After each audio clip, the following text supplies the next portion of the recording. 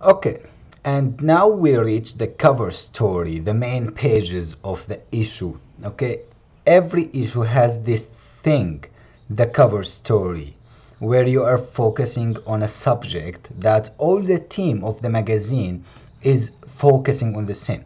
Usually, you will use the same picture that's on the cover, you will use it inside in the cover story. So the readers, they will know that this is the same story that they saw in the cover. But this is not a rule. There are some hints that I want you to see here before I start to work. I took the space of 2 columns to put the picture here. I could have simply put this picture at the left, then I will put this column at the right here.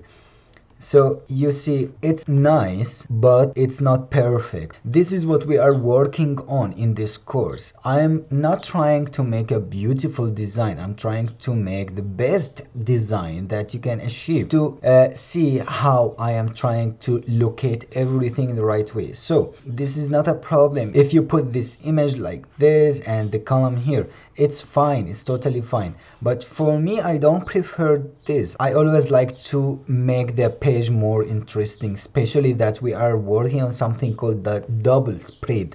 It's 2 pages opening to each other. That's why I don't want the reader to see a picture here, then he will start to read 1, 2, 3, it's a lot of information. But when you lay out the page like this, it's like you are giving the reader a more comfortable way to work with. It's like here you can read this column, then you can continue in the other page. This is something much better for my eyes, but if you have another vision, you can always apply it. There are simple rules, like to leave the bleeding here, or to make the text as far from the edges as you can, don't make it close, or to leave the space here, the gutter space, to separate the text like this, so the reader will not feel uncomfortable while reading the magazine. But any other thing, it's just up to your vision, how you see the page. Usually I do this on paper. I just put a paper and I will just draw, make a small layout, what I want to do before I start to work on InDesign. And later when I open the program, it will be much easier to work like this. So those are the tips that I want to give you about those pages, and we can start working now. I will start with covering both pages with black color, and I will click Command L so I can lock the layer. Command Alt L, I can unlock it. It's from here, Object Lock, Command L. Okay, and now I'm going to divide the page into columns. So I will go to Layout, Margins and Columns here, and I will just put 3 columns, and I think I will make it 7 as always. You can see that I divided those pages. This thing will affect only the double spread I'm working on, not all the rest pages here. And you can see I have the lock icon here. That means that the background is locked. I will start first with the picture. I will draw a frame and I will go to the folder of the cover story, place this picture, the cover picture here. Okay, this is what I did first when I was trying to design the original page, that I draw the frame from inside, but I didn't like it.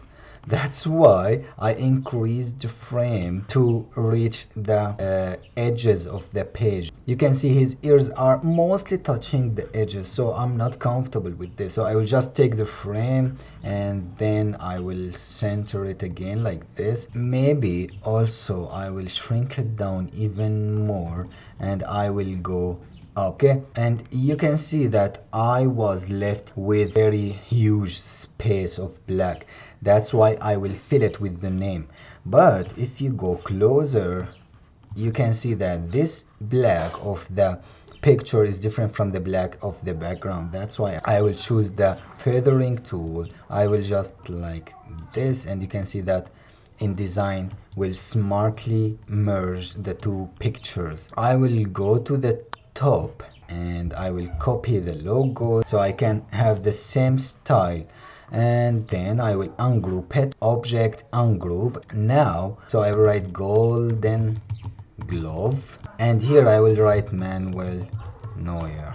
Then I will go and copy the text, Command T, shrink it down, and then I will choose the text frame. I will draw the text frame like this. Then I will copy this whole text.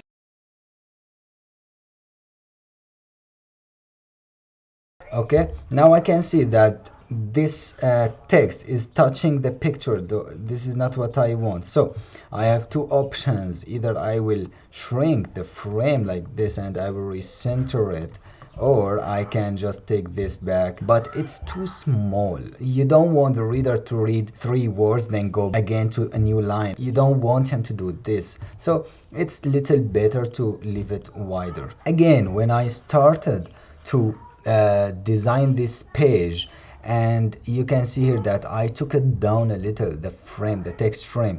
When I started to design it, it was like this, but I didn't like it. I just felt that there should be some space left so it will be more comfortable to start the page with. Now I will go to the text and I can see the plus sign here again. I will click it. We studied that in a previous lesson, and I will draw a text frame here, and I can see that this text frame is about 1 column. So what I will do, I will go to object text frame option or command B, and I will increase the number of the lines, and I will put the gutter as usual 7, so I can see that it's aligned. I think we are fine. What else do we have?